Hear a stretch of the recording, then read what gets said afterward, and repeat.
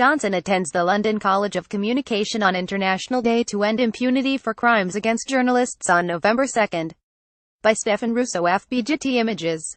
If there is one individual responsible for the collapse of Britain's fortunes and reputation, it must be the man who did so much to swing the vote in favour of leaving the European Union, former Mayor of London and current Foreign Secretary Boris Johnson, who has, in the span of a week and a half, managed to demonstrate epic incompetence, cowardice, and disloyalty, and yet retain his position inside Theresa May's Conservative cabinet. Such is the immunity granted to populist politicians like President Donald Trump, whom, incidentally, Johnson recently praised on Fox News as one of the great global brands. But Johnson's own particular survival can also be seen as a symptom of Britain's seriously weakened political institutions. In any previous era, it would have been unthinkable for him to cling to his job in the Foreign Office. That he has managed to do so is a measure of the destabilization that he's helped to bring about. Johnson's blunders are now a humiliating feature of Britain's presence on the world stage.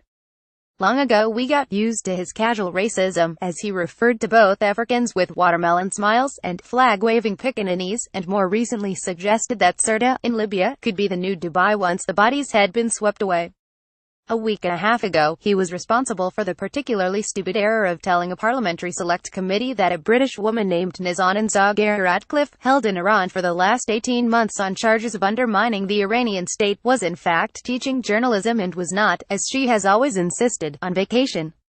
The Iranian authorities hauled her back into court, quoted the evidence supplied by the British Foreign Secretary himself, and threatened a much greater sentence.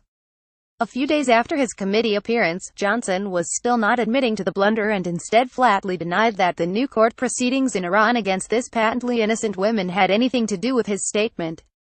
On Monday, Johnson finally apologized for his mistake. But this, it seems, is a defining feature of Johnsonism. I am afraid that the Boris Johnson we see now is the product of years of indulgence by the media and public. Sonia Purnell, who has written a biographer of Johnson, told me. The more he got away with lies and incompetence, the more people just smiled and said, Boris will be Boris. The more mendacious and uncaring he has become. Like President Trump, Johnson denies himself nothing except the truth. He surfs over inconvenient reality and moves on to the next disaster. The pair have more in common than their hair. Purnell says. Both are childmen who unexpectedly won campaigns apparently backed by the Russians. Both have a habit of pointlessly insulting others and a very thin track record when it comes to concrete achievements and power. Perhaps one reason for Johnson becoming ever more apparently devoted to the hardest Brexit of all, is that he must realize that leaders in Europe have seen right through him. Some can't even bear to be in the same room as him. For a brief moment last week, it did look as though he might go. But then this is an especially chaotic era in British politics.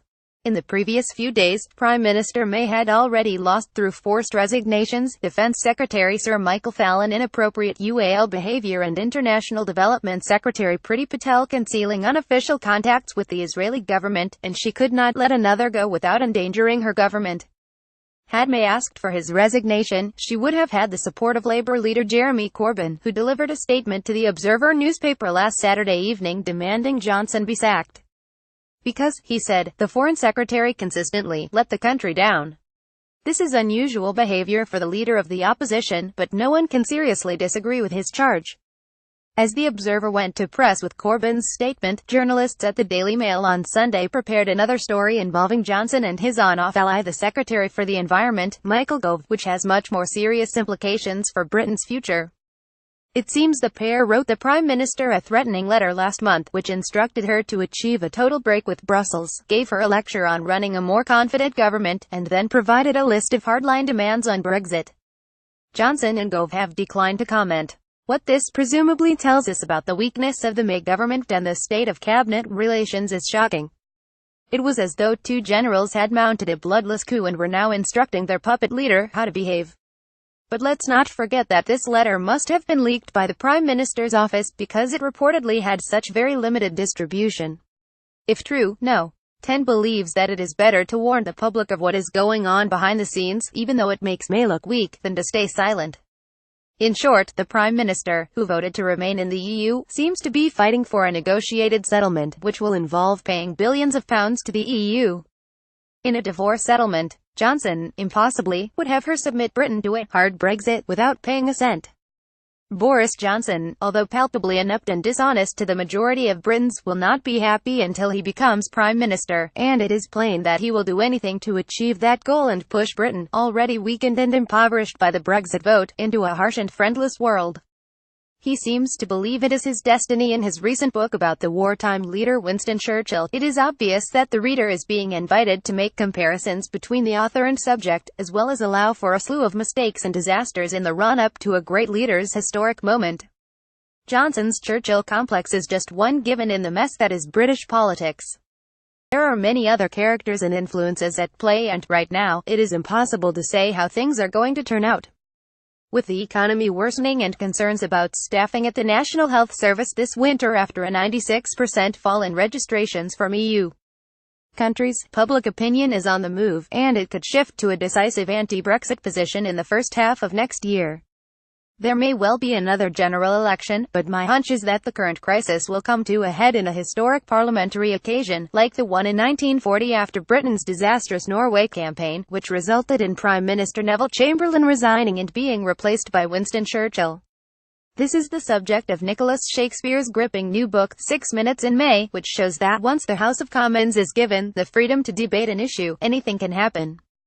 In 1940, Chamberlain's authority was crushed, and the way became open to the very man who had caused the disaster in Norway and whose career was littered with wreckage resulting from an impulsive nature and bad judgment: Churchill. Johnson will undoubtedly have the book on his reading list because it is of startling parallels to today's situation. But of course the events described so compellingly by Shakespeare occurred during a wartime crisis, just weeks before Dunkirk. Today, Europe has enjoyed the longest period of peace and prosperity in a history, and it must be evident to all but Johnson that things will be settled not by conflict, but talk and resolution. This is not Johnson's moment, and nor is there likely ever to be one.